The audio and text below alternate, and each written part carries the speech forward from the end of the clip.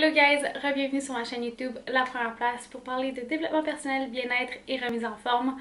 Aujourd'hui, je vous amène une vidéo très importante pour moi et une perspective bien particulière qui va vous aider à trouver la solution à tous vos problèmes. Littéralement, quand j'ai appris cette information-là, ça m'a permis de transformer ma perspective, de changer la façon dont je vois les choses et de transformer mes problèmes également. Alors si vous voulez en apprendre davantage, passons à la vidéo sans plus tarder. Donc, vous vous demandez probablement si c'est une arnaque que je parle ici dû au titre du vidéo. Eh bien, je vous garantis que non. Et en fait, c'est non seulement pas une arnaque, c'est l'information la plus importante que vous pouvez avoir dans votre vie pour vous faciliter la vie, vous donner de la paix d'esprit et vous aider à passer à une perspective de solution et trouver des façons de transformer votre vie pour le meilleur. Donc, vous avez vu avec le titre du vidéo, on va parler de la solution à tous vos problèmes. Et je sais que ça semble gros, ça semble comme une solution miracle, mais pour ceux et celles qui sont sur la chaîne depuis un bout de temps, savent que je ne crois pas aux solutions miracles. Et pourtant, cette information, bien qu'elle semble comme un miracle, c'est seulement des faits basés sur comment notre cerveau fonctionne, comment on fonctionne en tant qu'être humain. Et c'est pourquoi c'est de l'information très valable. Donc, ce que vous devez savoir en réalité, c'est que ce qu'on considère comme des problèmes, ce ne sont jamais des problèmes. Parce qu'en fait, tous nos problèmes ne sont pas des problèmes, mais ce sont des solutions. Nos problèmes ne sont pas des problèmes, nos problèmes sont des solutions. Je sais que c'est dur à concevoir sur le coup la première fois qu'on entend cette information-là, parce que clairement, nos problèmes sont des problèmes. Ils apportent des conséquences ou des répercussions qu'on n'aime pas nécessairement dans notre vie, et c'est pour ça qu'on les considère comme des problèmes. Par contre, quand on comprend comment notre cerveau fonctionne, on peut réaliser que c'est vrai, que ce sont vraiment des solutions. Laissez-moi vous expliquer pour vous éclairer, pour vous aider à mieux comprendre et pour vous donner les informations dont vous avez besoin de savoir pour être en mesure d'intégrer cette nouvelle perspective-là dans votre vie. Et en fait, la chose à savoir, c'est que notre cerveau, notre subconscient, son but premier, son seul et unique but, c'est de nous aider à survivre, c'est de nous faire survivre. C'est donc aussi nous protéger.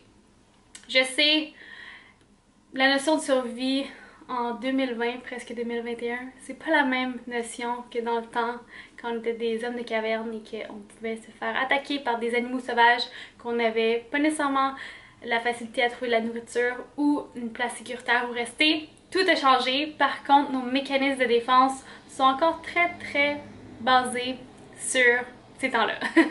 Donc, notre cerveau, lorsque on vit une difficulté dans notre vie, on va associer par association, donc on va apprendre un mode de pensée, une habitude, peu importe, à un moment précis en faisant de l'association.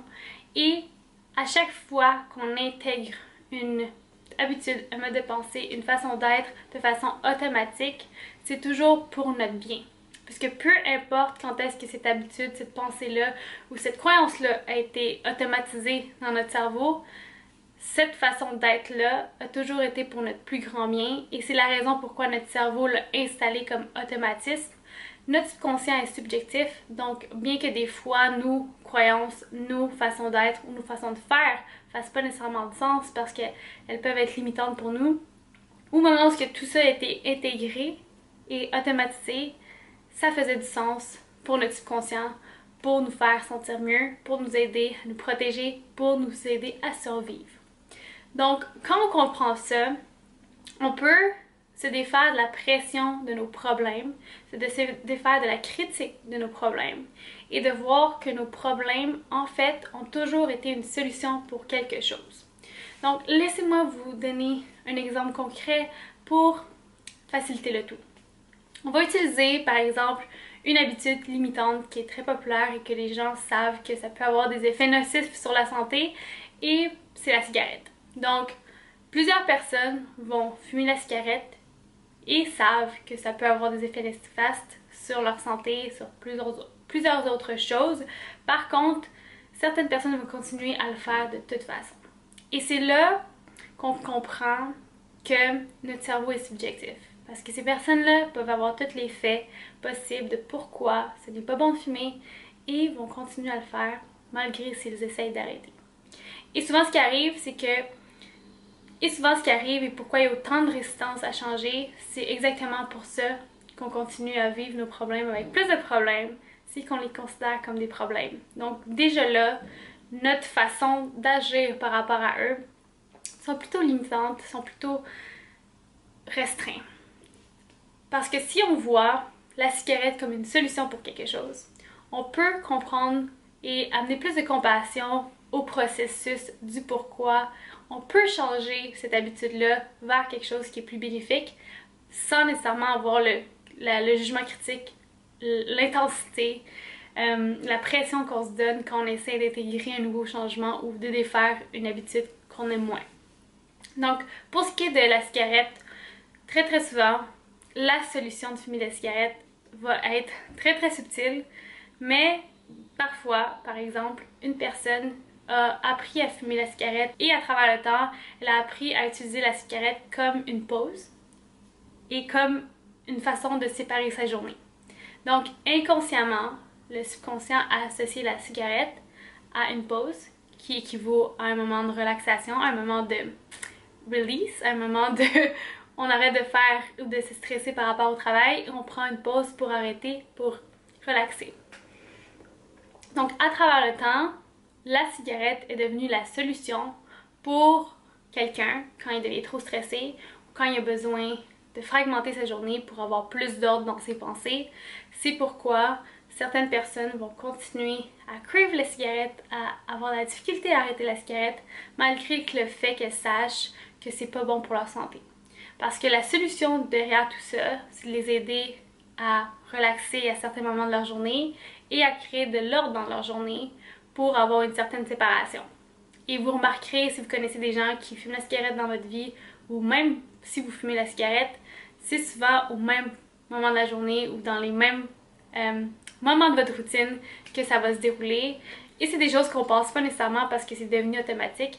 Mais une fois, pas seulement pour la cigarette, mais une fois qu'on shift notre perspective et qu'on voit nos problèmes comme une solution à quelque chose, on peut commencer à comprendre que le but derrière ce problème-là, il y a un bénéfice pour nous, il y a un bénéfice pour nous protéger, il y a quelque chose qui vient nous amener quelque chose qui nous sert à un certain degré.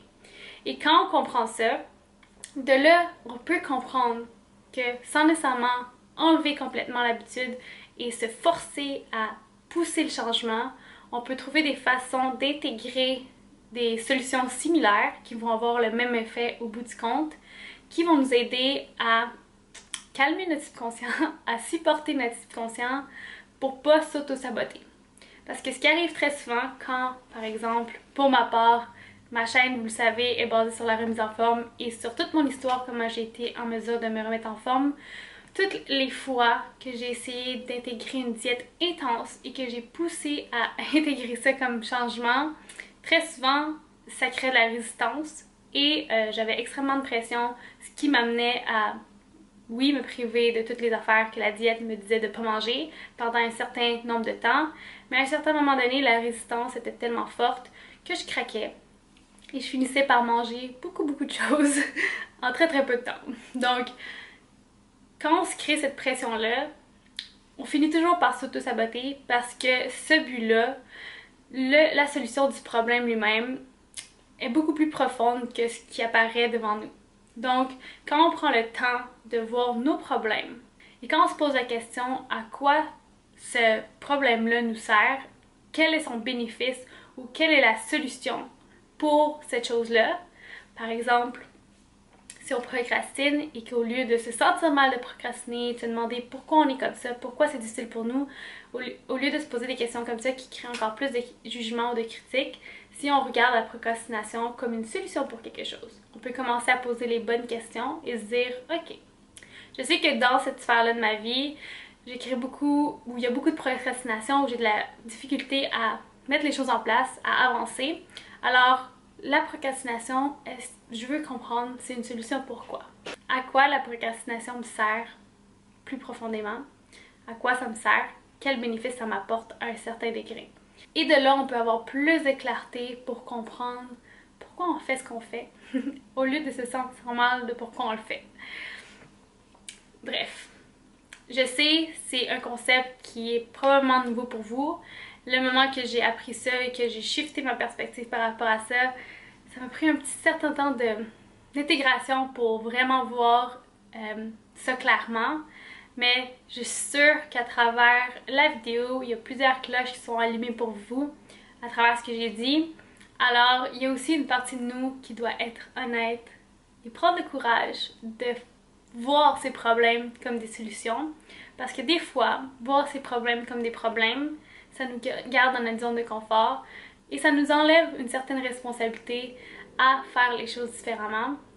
Donc, s'il y a quelque chose dans votre vie que vous avez toujours considéré comme un problème et ça semble revenir à chaque fois, même si vous essayez d'enlever ce problème-là, de changer cette habitude-là, et quand même vous vous retrouvez à la case départ, je vous suggère fortement d'utiliser cette perspective-là et d'arrêter de voir ce problème-là comme un problème, mais plutôt de le voir comme une solution. Et je serais curieuse de savoir à quel point toutes les solutions vont se présenter à vous très rapidement par rapport à ce problème-là.